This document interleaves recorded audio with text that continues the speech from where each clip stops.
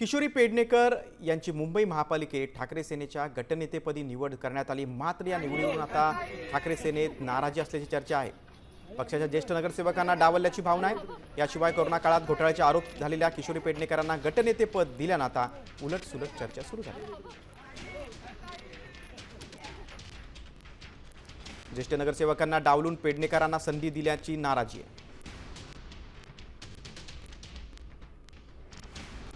सर्व पद वरळी विधानसभेतच का, असा पदाधिकाऱ्यांचा सवाल आहे। प्रभागात नाराजी तरीही पक्षाकडून अखेरच्या क्षणी उमेदवारी दिली। आता किशोरी पेडणेकरांवर गटनेते पदाची जबाबदारी सोपवण्यात आली आहे, त्यावरूनच नाराजी आहे।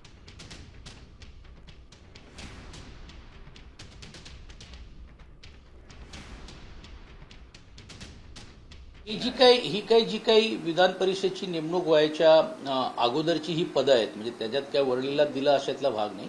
ते अगोदरच महापौर म्हणून त्यांचा निर्णय झाला होता, बेस्ट चेअरमॅन म्हणून पण त्यांचा निर्णय झाला होता। पण एक गोष्ट नक्की आहे की आता ज्या अर्थी पक्षाने काही विचारपूर्वक करूनच ही आखणी केलेली आहे आणि मला असं वाटत नाही की ह्याच्यामध्ये कोणाचीही नाराजगी आहे। काल तुम्ही बघितलं असेल की गटस्थापना करत असताना सर्वच जी लोक, ज्यांचा उल्लेख काही वर्तमानपत्रातून अफवा पसरवण्याचं काम काही लोक करतात, ते सर्वच लोक एकत्रित होते।